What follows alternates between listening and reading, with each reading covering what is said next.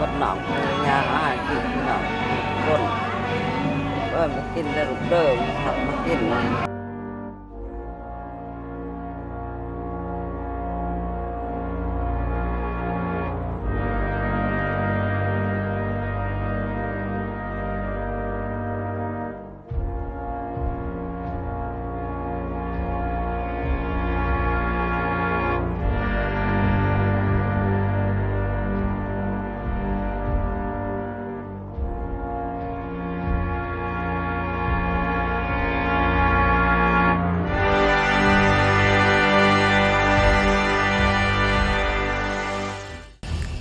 สบายดีมื้อนี้พบกับ MBT สารวัตรเนาะมื้อนี้ MBT สารวัตรกะสิมาเบิ่งวิธีเฮ็ดคือวิธีการเฮ็ดบุญข้าวสาก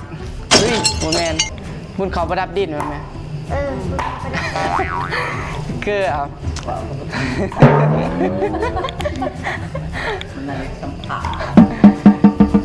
คือมื้อนี้พวกเราจะเกี่ยมเครื่องเกี่ยวกับการ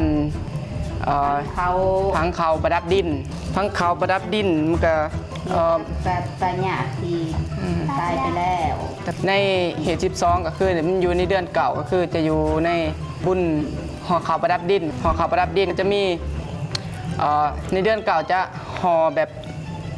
ในสูตรหนึ่งมีเก่าอันจะมีเครื่องหมากใบผู้อย่างแล้วก็มีสีเสียปูนสำหรับเขี่ยวหมาก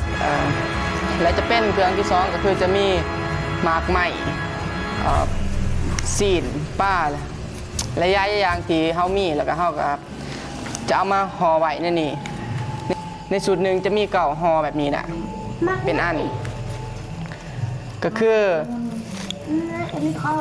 ในคืนนี้ประมาณ3 โมงเขาจะไปฟังอยู่วัด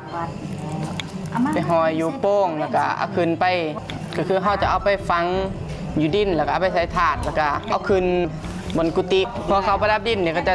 บ่ได้เอาไปวานในมื้อเช้าเนาะก็คือห่อข้าวสากนี่เขาจะเอาเฮ็ดแล้วก็ไปวานในตอนเช้าให้ทุกคนได้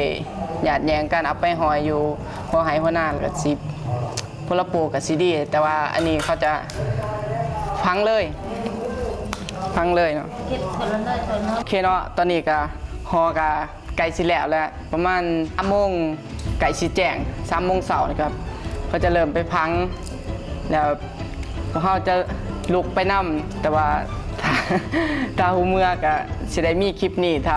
บ่หูเมื่อก็คือสิบ่มีคลิปนี้เนาะเดี๋ยวถ้าติดตามเบิ่ง